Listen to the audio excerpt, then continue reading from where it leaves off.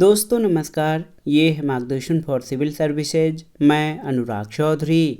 दोस्तों, नागरिक शास्त्र अथवा राजनीति विज्ञान के महत्वपूर्ण प्रश्नों के अध्ययन के क्रम में इस वीडियो में प्रस्तुत है अधिकार यानी राइट से संबंधित महत्वपूर्ण प्रश्नों का रिवीजन, जो आपके आगामी विभिन्न परीक्षाओं के लिए बहुत ही उपयोगी हैं।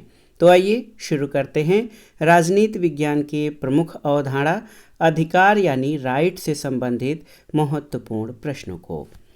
पहला प्रश्न है कि निम्नलिखित में से किस एक अधिकार को विधिक सामर्थ्य प्राप्त नहीं है। ऑप्शन है नैतिक अधिकार, नागरिक अधिकार, राजनीतिक अधिकार या मौलिक अधिकार। तो सही उत्तर हो जाएगा नैतिक अधिकार को। दोस्तों याद रखिएगा, जो नैतिक अधिकार होते हैं ये व्यक्ति के अंतःकरण और समाज की नैतिक चेतना पर आधारित होते हैं। राज्य न तो इस विषय पर कानून बना सकता है और न ही कोई दिशा निर्देश जारी कर सकता है, इसलिए नैतिक अधिकार को विधिक सामर्थ्य प्राप्त नहीं होता है। अगला प्रश्न बहुत ही महत्वपूर्ण है। ये एक कथन है कि अपने कर्तव्य का पालन कीजिए और अधिकार आपको स्वयं ही मिल जाएंगे। ये कथन किसका है? तो सही उत्तर ये कथन महात्मा गांधी का है। अधिकार और कर्तव्यों के पारस्परिक संबंध के बारे में गांधी जी का विचार था कि अधिकांश लोग अधिकारों की बात तो करते हैं, कर्तव्यों की नहीं करते। आगे वो कहते हैं कि मैंने अपनी अनपढ़ कर्मठ माँ से ये सीखा कि आप अपने कर्तव्यों पर ध्यान दें, अधिकार स्वतः प्राप्त हो जाएंगे। अगला प्रश्न है, कौन सिद्धांत ये मानता है कि व्यक्तित्व का अधिकार व्यक्ति का सबसे महत्वपूर्ण अधिकार है? ऑप्शन है प्राकृतिक अधिकारों का सिद्धांत, अधिकारों का वैधानिक सिद्धांत, अधिकारों का ऐतिहासिक सिद्धांत या अधिकारों का प्रत्ययवादी सिद्धांत। तो सही उत्तर अधिकारों का प्रत्ययवादी सिद्धांत ये मानता है कि व्यक्तित्व का अधिकार व्यक्ति का सबसे महत्वपूर्ण अधिकार है। दोस्तों, व्यक्तित्व का अधिकार कांट के इस स्वतः सिद्ध तथ्य को मानकर चलता है कि मनुष्य होने के नाते प्रत्येक व्यक्ति को गरिमा के अनुरूप जीने का अधिकार है, और कांट के समान ग्रीन जैसे प्रत्ययवादी विचारक व्यक्तित्व के अधिकार को व्यक्ति का सबसे महत्वपूर्ण अधिकार मानते हैं। अगला प्रश्न और भी महत्वपूर्ण है कि कौन से अधिकारों को दूसरी पीढ़ी के अधिकार यानी सेकेंड जनरेशन राइट्स माना जाता है? आर्थिक, सामाजिक और सांस्कृतिक अधिकार, मूलभूत अधिकार, नागरिक और राजनीतिक अधिकार या मानव अधिकार। तो सही उत्तर आर्थिक, सामाजिक और सांस्कृतिक अधिकार को दूसरी पीढ़ी के अधिकार माना जाता है। दोस्तों याद रखिएगा, आर्थिक, सामाजिक और सांस्कृतिक अधिकारों को सेकेंड जनरेशन राइट्स माना जाता है। यूरोप में 19वीं सदी के सामाजिक सुधारों के दौरान इन अधिकारों की मांग की गई थी। अगला प्रश्न है, निम्नांकित में से कौन सा गलत है? यहाँ पर 4 कथन आपके दिए गए हैं, इनमें से बताना है कि कौन सा गलत है। अधिकार व्यक्ति की अंतःचेतना में निहित होते हैं, तो और दूसरा है अधिकार स्वाभाविक रूप से कर्तव्यों से बंधे हैं। तीसरा है कि एक अर्थ में अधिकारों का स्वरूप पूर्व सामाजिक है, और चौथा है कि चूंकि अधिकार मात्र अमूर्त इकाई नहीं है, इनके क्रियान्वित किए जाने की आवश्यकता होती है। तो दोस्तों बहुत ही महत्वपूर्ण प्रश्न है कि अधिकार व्यक्ति की अंतःचेतना में निहित हैं। ये कथन आपका गलत है, क्योंकि प्रत्येक अधिकार सामाजिक संदर्भ लिए होता है, वैयक्तिकता से इसका कोई संबंध नहीं होता है। अधिकार मांगों के रूप में प्रकट होते हैं जिन्हें समाज में समर्थन प्राप्त होता है, और राज्य की अनुमति प्राप्त होने के बाद इन्हें कानूनी संरक्षण प्राप्त हो जाता है। अगला प्रश्न है, ग्रीन के अनुसार निम्नलिखित में से कौन सा प्राकृतिक अधिकारों का स्रोत है? आपको बताना है। राज्य, समाज, सामाजिक चेतना या विधि। तो सही उत्तर TH ग्रीन के अनुसार सामाजिक चेतना ये प्राकृतिक अधिकारों का स्रोत है। ग्रीन प्राकृतिक अधिकारों को इसलिए स्वीकार करते हैं कि वे व्यक्तित्व के निर्माण की आवश्यक दशाएं हैं, न कि समाजहीन प्राकृतिक अवस्था में प्राप्त अधिकार, जैसा कि लोग मानते थे। ग्रीन प्राकृतिक अधिकारों का आधार सामाजिक चेतना को मानते हैं। ये सार्वजनिक नैतिक चेतना है जिसमें सामान्य हित की धारणा का समावेश होता है। तो याद रखिएगा, ग्रीन के अनुसार सामाजिक चेतना प्राकृतिक अधिकारों का स्रोत है। अगला प्रश्न है कि अधिकारों के ऐतिहासिक सिद्धांत की मूल विशेषता क्या है? तो अधिकारों का ऐतिहासिक सिद्धांत ये मानता है कि राज्य जो है ये परंपराओं की देन है। दोस्तों, अधिकारों का ऐतिहासिक सिद्धांत ये मानता है कि अधिकार इतिहास के परिणाम हैं। वर्षों से जिन रीति रिवाजों का हम पालन कर रहे होते हैं वे रीति रिवाज अधिकार के रूप में परिवर्तित हो जाते हैं, और इस सिद्धांत के अनुसार अधिकार का निर्माण न तो राज्य द्वारा किया जाता है और न ही ये प्राकृतिक होते हैं, बल्कि धीरे धीरे जिन रीति रिवाजों को हम अभ्यस्त हो जाते हैं और समाज जिन्हें स्वीकार कर लेता है वे ही अधिकार बन जाते हैं। अधिकारों के ऐतिहासिक सिद्धांत के प्रबल समर्थक एडमंड बर्क हैं। अगला प्रश्न यहाँ पर आप देख सकते हैं कि निम्नलिखित में से कौन सुमेलित नहीं है। 4 ऑप्शन आपके दिए गए हैं, आपको बताना है कि कौन सुमेलित नहीं है। प्राकृतिक अधिकारों का सिद्धांत मानता है कि अधिकार पूर्व नागर यानी पूर्व नागरिक और पूर्व सामाजिक हैं, बिल्कुल सही। अधिकारों का वैधानिक सिद्धांत ये मानता है कि अधिकार राज्य की कृति हैं। अधिकारों का ऐतिहासिक सिद्धांत ये मानता है कि अधिकार परंपराओं की उपज हैं। और अधिकारों का यथार्थवादी सिद्धांत कि अधिकार मनुष्य की शक्तियां हैं, ये आपका गलत है। कैसे? तो आप जान लीजिए कि अधिकारों का यथार्थवादी सिद्धांत नाम का कोई सिद्धांत नहीं है और न ही इस पर कोई विचार प्राप्त है। तो ऑप्शन डी आपका सही सुमेलित नहीं है। अगले प्रश्न पर आते हैं, किसने अधिकारों को निजी तथा सार्वजनिक अधिकारों में विभाजित किया है, आपको बताना है। तो निजी और सार्वजनिक अधिकारों का विभाजन हर्बर्ट स्पेंसर के द्वारा किया गया है। दोस्तों, स्पेंसर का विचार है कि समान स्वाधीनता का अधिकार सभी व्यक्तियों का मौलिक अधिकार है। इसी मौलिक या प्राकृतिक अधिकार से अन्य मौलिक अधिकारों की उत्पत्ति होती है और इन अधिकारों को स्पेंसर ने निजी अधिकार और सार्वजनिक अधिकारों में विभाजित किया है। अगला प्रश्न है कि बर्क किस सिद्धांत का समर्थक था? नैसर्गिक अधिकार, ऐतिहासिक अधिकार, कानूनी अधिकार और नैतिक अधिकार। तो सही उत्तर एडमंड बर्क जो है वो ऐतिहासिक अधिकारों के सिद्धांत का प्रमुख समर्थक था। दोस्तों, बर्क प्राकृतिक अधिकारों की धारणा से सर्वथा असहमत था। उसका कथन था कि प्राकृतिक अधिकारों पर बल देना समाज में अराजकता उत्पन्न करना है। बर्क इन अधिकारों को राष्ट्र के लिए घातक समझता था और इन्हें राष्ट्रीय दृष्टि से नेशनल रॉन्ग या अनुचित कार्य कहा करता था। बर्क अप्रत्यक्ष रूप से अधिकारों के ऐतिहासिक सिद्धांत का समर्थक था। अगले प्रश्न पर आते हैं। महत्वपूर्ण कथन है कि हमारी सामाजिक व्यवस्था का न्याय मुख्यतः इस बात पर आधारित है कि समाज में मूलभूत अधिकार तथा कर्तव्य कैसे हैं तथा समाज के विभिन्न क्षेत्रों में आर्थिक अवसर और सामाजिक परिस्थितियां कैसी हैं। ये किसने कहा है? ऑप्शन है अरस्तु, जॉन रॉल्स, बार्कर या डायसी। तो सही उत्तर ये जॉन रॉल्स का कथन है। रॉल्स ने अपना संपूर्ण जीवन न्याय सिद्धांत की स्थापना में लगा दिया। उन्होंने अपने न्याय सिद्धांत को खड़ा करने के लिए अपने पूर्ववर्ती चिंतकों के विचारों को समझने का प्रयास किया। उन्होंने अपने सिद्धांत को समझौतावादियों के विचारों पर आधारित करते हुए उपयोगितावादियों के विचारों का खंडन किया और उन्होंने अपने सिद्धांत को नैतिक आधार प्रदान किया है।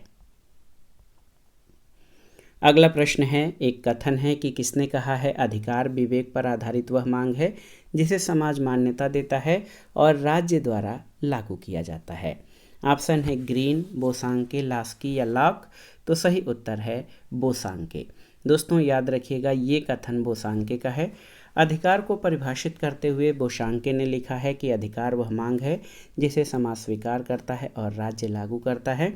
अधिकार का अभिप्राय राज्य द्वारा व्यक्ति को दी गई कुछ कार्य करने की स्वतंत्रता या सकारात्मक सुविधा प्रदान करना है। इस संदर्भ में अधिकार को परिभाषित करते हुए लास्की कहते हैं कि अधिकार सामाजिक जीवन की वे परिस्थितियां हैं जिनके अभाव में सामान्यतः कोई भी व्यक्ति अपने व्यक्तित्व का विकास नहीं कर पाता है। अगला प्रश्न है, निम्नलिखित में से कौन संरचनावादी नहीं है? ग्रीन, दुर्खीम, वेबर या मार्क्स। तो याद रखिएगा ग्रीन। दोस्तों, ग्रीन जो है ये आदर्शवादी विचारक है, संरचनावादी नहीं है।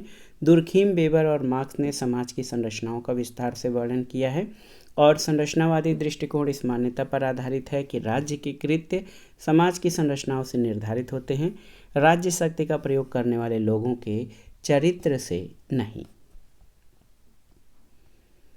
अगला प्रश्न बहुत ही महत्वपूर्ण है कि किसने कल्याणकारी राज्य की अवधारणा को प्रतिपादित किया। Halves, lock, TH. ग्रीन या उपर्युक्त सभी? तो सही उत्तर टी.एच. ग्रीन। दोस्तों, टी.एच. ग्रीन कल्याणकारी राज्य की स्थापना का या अवधारणा का अग्रदूत माना जाता है। ग्रीन ने राज्य के कार्यों की व्याख्या नकारात्मक रूप में की, जिसमें उन्होंने कहा कि राज्य का कार्य है बाधाओं को बाधित करना। किंतु इस नकारात्मक भूमिका के बावजूद भी ग्रीन ने कहा कि यदि अशिक्षा, बेकारी, भुखमरी और शराबखोरी से लोगों का व्यक्तित्व नष्ट हो रहा है तो राज्य को इसे समाप्त करने का प्रयास करना चाहिए, और इस आधार पर ग्रीन कल्याणकारी राज्य का अग्रदूत बन जाता है। अगला प्रश्न है, निम्नलिखित में से कौन सा एक कथन ग्रीन के बारे में गलत कहा गया है। ऑप्शन है, देखिए, राज्य समाजों का एक समाज है, सही है। ग्रीन बहुलवादी है, गलत है। ग्रीन के अनुसार राज्य सभी अधिकारों और समायोजनों का अंतिम स्रोत है, इसलिए वह सभी समाजों में सर्वोच्च है। और ग्रीन के अनुसार राज्य की सर्वोच्चता प्राकृतिक अवस्था और संघ की प्रकृति से नियंत्रित है। तो यहाँ पर आप देखिए ऑप्शन बी जो है ये आपका सही सुमेलित नहीं है। दोस्तों, ग्रीन राज्य को बहुलवादी नहीं मानते, वो राज्य को अन्य समुदायों से उच्च स्थान देते हैं, और आप जान लीजिए ग्रीन आदर्शवादी विचारक हैं। अगला प्रश्न एक महत्वपूर्ण प्रश्न है जो बार बार परीक्षाओं में पूछा गया है। एक कथन है कि अधिकार सामाजिक जीवन की वे परिस्थितियां हैं जिनके अभाव में सामान्यतः कोई व्यक्ति अपना सर्वोच्च विकास नहीं कर सकता। ये कथन किसका है? तो ये लास्की का कथन है। अधिकारों की व्याख्या करते हुए लास्की का कहना है कि राज्य अधिकारों का संरक्षक है। स्वीकृति या संरक्षण मात्र से राज्य अपने को अधिकारों का निर्माता नहीं कह सकता। अधिकार सामाजिक जीवन की वे परिस्थितियां हैं जिनके बिना कोई मनुष्य अपने व्यक्तित्व का श्रेष्ठ विकास या श्रेष्ठ अंश व्यक्त नहीं कर सकता है। अगला प्रश्न और भी महत्वपूर्ण है, एक कथन के रूप में है कि नागरिक को काम करने का अधिकार है, उसे अस्तित्व के साधनों के अभिगमन से वंचित करने का आशय है, उसे उस चीज़ से वंचित करना जो उसके व्यक्तित्व के विकास को संभव बनाती है। ये किसने कहा है, आपको बताना है। बहुत ही महत्वपूर्ण प्रश्न है। तो सही उत्तर ये कथन लास्की का है। हेराल्ड जोसेफ लास्की ने अपनी प्रसिद्ध रचना ए ग्रामर ऑफ पॉलिटिक्स में, दोस्तों आप जान लीजिए, ए ग्रामर ऑफ पॉलिटिक्स में जो है ये कहा है, इस बात का समर्थन किया है कि काम करने का अधिकार जो है बहुत ही महत्वपूर्ण है। इसके अभाव में क्या होगा कि जो राज्य है या राज्य के जो नागरिक हैं उन साधनों से वंचित हो जाएंगे जो उसके व्यक्तित्व के विकास के लिए आवश्यक है। अगले प्रश्न पर आते हैं। एक महत्वपूर्ण सिद्धांत है कि देखिए, अधिकार इसलिए लागू किए जाते हैं क्योंकि वे अधिकार हैं, वे अधिकार इसलिए नहीं कि उसे लागू किया गया है। ये कथन अधिकारों के किस सिद्धांत से संबंधित है? तो सही उत्तर नैसर्गिक सिद्धांत। दोस्तों, अधिकारों के नैसर्गिक सिद्धांत की मान्यता है कि मनुष्य के अधिकार राज्य से पहले हैं। ये अधिकार नागरिकों को जन्मजात प्राप्त होते हैं। ये अधिकार राज्य की देन नहीं वरन ये तो स्वयं राज्य की शक्तियों को सीमित करते हैं। इसलिए इन्हें इसलिए लागू किया जाता है क्योंकि वे अधिकार हैं, इनको कानूनी मान्यता की आवश्यकता नहीं होती है। अगला प्रश्न है, निम्नलिखित में से कौन सा युग्म सही है, आपको बताना है। बहुत ही महत्वपूर्ण प्रश्न है। वैधानिक अधिकार सिद्धांत ये सही नहीं है। अधिकारों का आदर्शवादी सिद्धांत, दोस्तों यहाँ पर पूछा गया है कि कौन सा युग्म सही है। तो वैधानिक अधिकार सिद्धांत, इसके समर्थक ऑस्टिन, बेंथम, हाब्स, हॉलैंड आदि विद्वान हैं। इसमें हीगल नहीं है। अधिकारों का आदर्शवादी सिद्धांत, इसमें जो है ग्रीन, लास्की और कांट हैं, मिल नहीं है। अधिकारों का ऐतिहासिक सिद्धांत, ये देखिए एडमंड बर्क, हेनरी मैन और सेविग्नी, ये सही है। अधिकारों का समाज कल्याण सिद्धांत, इसमें लॉक और बर्क, लेनिन आदि शामिल नहीं हैं। तो केवल एक यानी ऑप्शन सी आपका सही सुमेलित है। दोस्तों आप जान लीजिए, ऐतिहासिक सिद्धांत के समर्थकों में Burke, Hegel, MacIver, Henry Maine और सेविग्नी हैं, और समाज कल्याण सिद्धांत के समर्थक बेंथम, मिल, लास्की, रोस्कोपाउंड और डॉक्टर चेफर आदि विद्वान हैं। एक बहुत ही महत्वपूर्ण कथन है कि अधिकारों का महत्व केवल कर्तव्य के संसार में होता है। ये कथन किसका है? तो ये वाइल्ड का कथन है। दोस्तों, व्यक्ति के अधिकार और कर्तव्य दोनों घनिष्ठ रूप से जुड़े हुए हैं। डॉक्टर बेनी प्रसाद ने इन्हें एक सिक्के के दो पहलू बताया है। और एक विचारक हैं ग्रे, इन्होंने अधिकार को कर्तव्य का पूरक बताया है। इस संदर्भ में वाइल्ड ने लिखा है कि अधिकारों का महत्व केवल कर्तव्यों के संसार में है, बिना कर्तव्य के अधिकार निरर्थक हो जाते हैं। और इसी कारण महात्मा गांधी का ये कथन है कि कर्तव्य का पालन कीजिए और अधिकार स्वतः ही आपको मिल जाएंगे। अगला प्रश्न है, जिन्हें हम सतही तौर पर अधिकार कहते हैं, वे वास्तव में सही तौर पर कहलाए जाने वाले कानून की रचनाएं हैं। अधिकारों की ये परिभाषा किसने दी है, आपको बताना है। बहुत ही महत्वपूर्ण प्रश्न है आपके लिए। तो ये बेंथम का कथन है। दोस्तों, आप जान लीजिए कि अधिकारों की ये परिभाषा बेंथम के द्वारा दी गई है। बेंथम के अनुसार अधिकार केवल कानूनों का फल है, बिना कानूनों के कोई अधिकार नहीं, कानूनों के खिलाफ कोई अधिकार नहीं और कानूनों से पहले कोई अधिकार नहीं है। बेंथम प्राकृतिक अधिकारों की कल्पना को नितांत घृणा और उपेक्षा की दृष्टि से देखता था। बेंथम के अनुसार केवल उन्हीं अधिकारों के अस्तित्व को स्वीकार किया जा सकता है जिन्हें राज की संरक्षण प्राप्त हो। और बेंथम के अनुसार अधिकतम व्यक्तियों के अधिकतम सुख का सिद्धांत ही निर्धारित करता है कि व्यक्ति को कौन से अधिकार प्राप्त होने चाहिए। अगला प्रश्न है, पैन ऑप्टिकन निम्नलिखित में से किसका आदर्श उदाहरण है, आपको बताना है। पैन ऑप्टिकन, तो सही उत्तर है पैन ऑप्टिकन। ये जेल व्यवस्था का आदर्श उदाहरण है। ये बेंथम के द्वारा एक प्रकार का संस्थानिक भवन है। पैन ऑप्टिकन दो शब्दों से मिलकर बना है, पैन और ऑप्टिकन। पैन का मतलब कैदी और ऑप्टिकन का मतलब कैदियों पर नज़र रखने वाला, निगरानी करता है। ऐसी जगह जहाँ कैदियों को रखा जाता है वो जगह जेल है। अगला प्रश्न बहुत ही महत्वपूर्ण है, आप देखिए। वास्तविक कानून उसका आदेश है जिसे दूसरों को आदेश देने का अधिकार प्राप्त है। ये कथन किसका है? तो सही उत्तर ये हाब्स का कथन है। दोस्तों, हाब्स ने संप्रभुता संपन्न व्यक्ति यानी लेवायथन को कानून का स्रोत माना है। सामाजिक समझौते की प्रकृति के अनुसार लेवायथन सबको आदेश देता है, लेकिन किसी अन्य के आदेश को मानने के लिए बाध्य नहीं होता है। इसलिए वो कहता है कि वास्तविक कानून उसका आदेश है और उसे ही दूसरों को आदेश देने का अधिकार प्राप्त है। तो ये हाब्स का कथन है। अगला प्रश्न है, व्यक्ति का वह अधिकार जो उसे सहज ही प्राप्त है, जिससे उसे वंचित नहीं किया जा सकता, न ही उसे स्थानांतरित किया जा सकता है, वो कौन सा अधिकार है? तो सही उत्तर ये प्राकृतिक या नैसर्गिक अधिकार है। दोस्तों, मानव के सभी अधिकारों में जीवन का अधिकार सबसे अधिक मौलिक और आधारभूत है और ये एक प्राकृतिक अधिकार है जो व्यक्ति को सहज ही प्राप्त होता है। इससे उसे वंचित नहीं किया जा सकता, न ही उसे स्थानांतरित किया जा सकता है। इस अधिकार के बिना अन्य किसी भी अधिकार की कल्पना नहीं की जा सकती है। भारतीय संविधान का अनुच्छेद 21 प्राण और दैहिक स्वतंत्रता का संरक्षण भी जीवन के अधिकार को संरक्षित करता है और राज्य का दायित्व है कि वह इस बात की व्यवस्था करे कि कोई दूसरा व्यक्ति या राज्य व्यक्ति के जीवन का अंत न कर सके, और जीवन के अधिकार के अंतर्गत ही आत्मरक्षा का अधिकार भी शामिल है। अगला प्रश्न है, वैधानिक अधिकारों के पीछे कौन सी शक्ति होती है? कानून की शक्ति, नैतिकता की शक्ति, न्यायालयों की शक्ति या फिर नीति शास्त्र की शक्ति?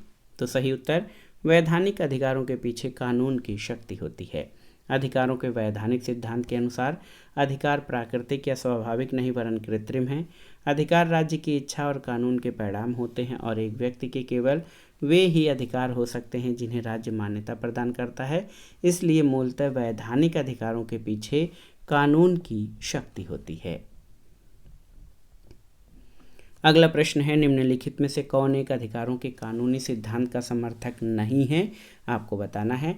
ऑप्शन है हाब्स, बेंथम, जॉन ऑस्टिन या लॉक। तो सही उत्तर जॉन लॉक।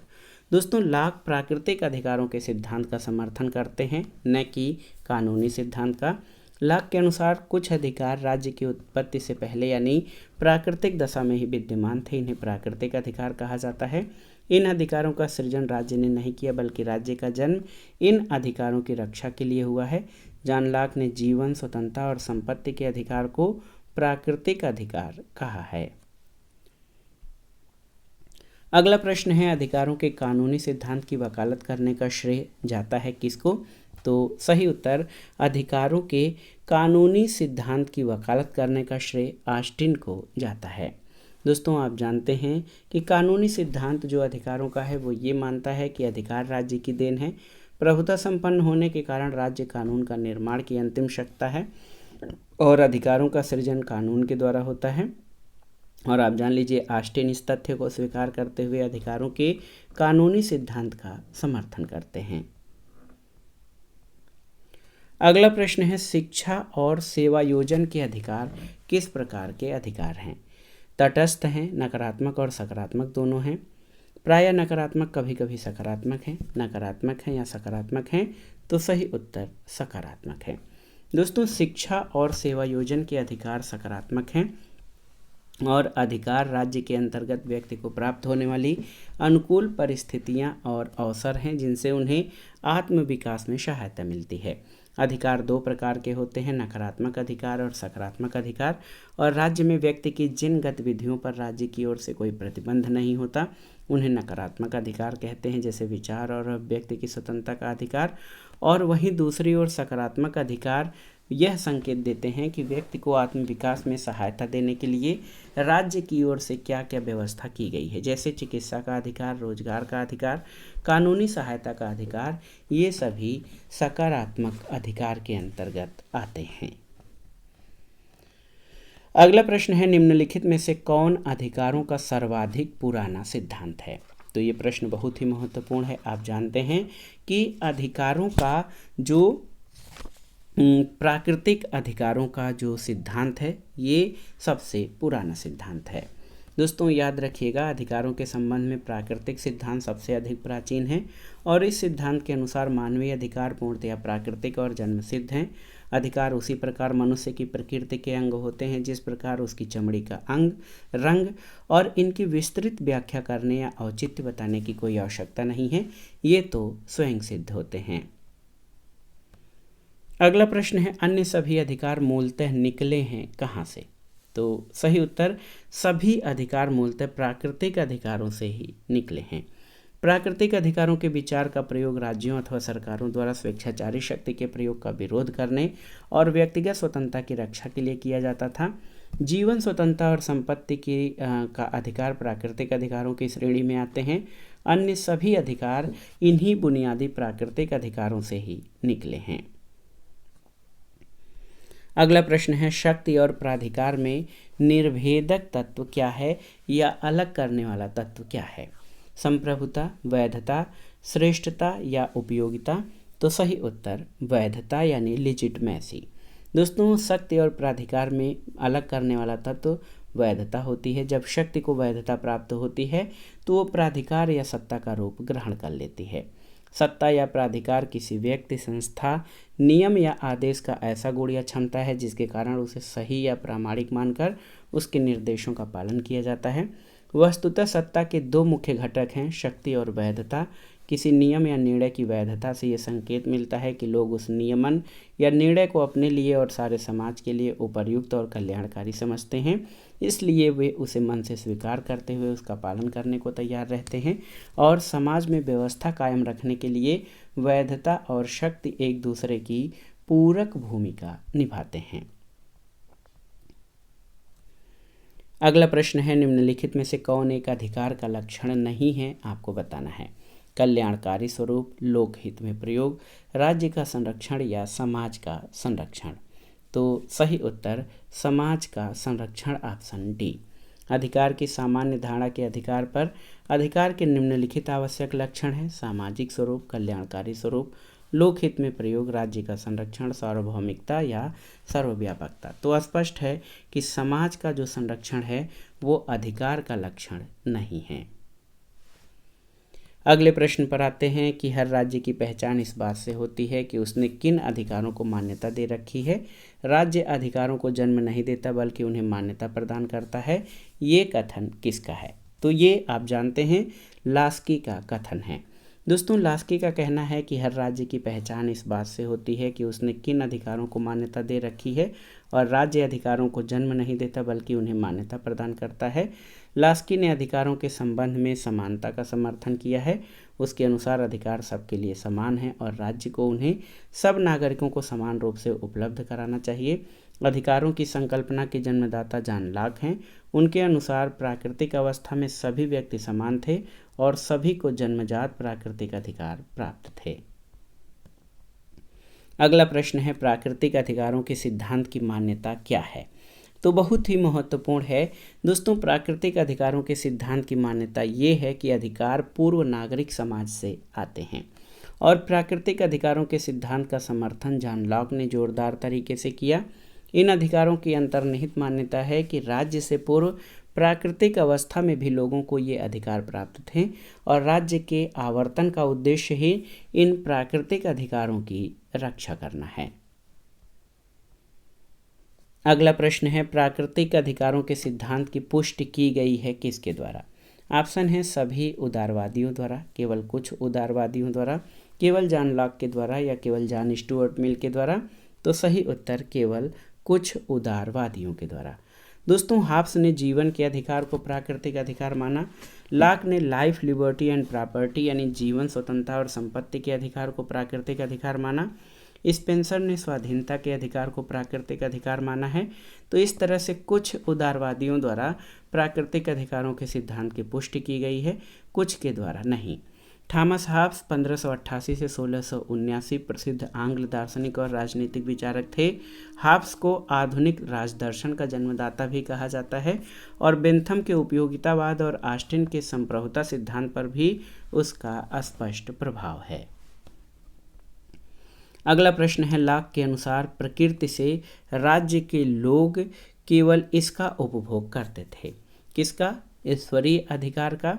आप देखिए, प्राकृतिक अधिकार का, कानूनी अधिकार या धार्मिक अधिकार। तो सही उत्तर है प्राकृतिक अधिकार का। लॉक ने two treaties on civil government में प्राकृतिक अधिकारों का समर्थन करते हुए कहा है कि लोग इनका उपभोग प्राकृतिक अवस्था में तो करते ही थे, राज्य के निर्माण के पश्चात भी इन अधिकारों का उपयोग जारी रहता है। अगला प्रश्न है, किसने स्वीकार किया है कि व्यक्तियों ने राज्य में प्राकृतिक अवस्था के अपने प्राकृतिक अधिकारों के साथ प्रवेश किया? तो सही उत्तर जॉन लॉक।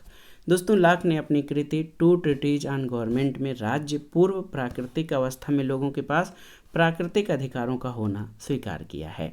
और लॉक का कहना है कि सामाजिक समझौते के द्वारा जब राज्य का निर्माण होता है तो राज्य का सदस्य बनने पर भी लोग अपने प्राकृतिक अधिकारों का परित्याग नहीं करते, बल्कि उन अधिकारों के साथ वो राज्य में प्रवेश करता है। अगला प्रश्न है, कौन सा ये विचारक ये सुझाव देता है कि संपत्ति का अधिकार जीवन और स्वतंत्रता का आधार है? ऑप्शन है थॉमस हॉब्स, रूसो, लॉक या जे.एस. मिल। तो सही उत्तर ये जॉन लॉक है। जॉन लॉक ने जीवन, स्वतंत्रता और संपत्ति के अधिकार को प्राकृतिक अधिकार की श्रेणी में रखा है। उन्होंने संपत्ति के अधिकार को इतना व्यापक माना है कि उसमें जीवन और स्वतंत्रता को भी शामिल कर लिया है। जीवन और स्वतंत्रता का संरक्षण संपत्ति के अभाव में संभव नहीं है, इसलिए संपत्ति का अधिकार जीवन और स्वतंत्रता का आधार है। अगला प्रश्न है, राजनीतिक अधिकारों में किसे शामिल नहीं करते? ऑप्शन है मतदान, सरकार के विरोध करना, निर्वाचित होना या काम पाना।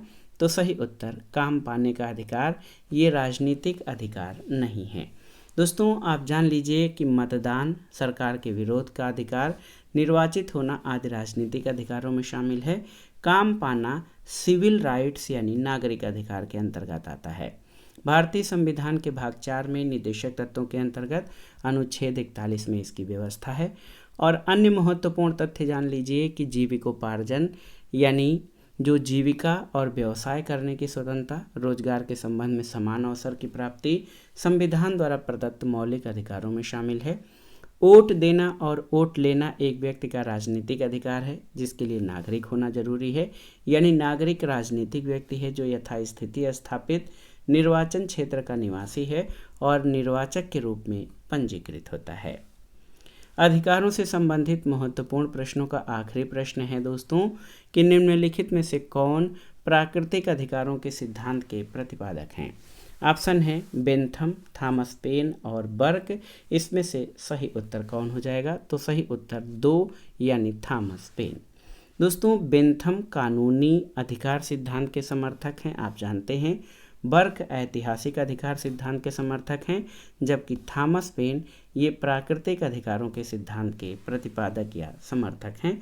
ऑप्शन डी आपका सही उत्तर है। तो दोस्तों, ये था आज का वीडियो।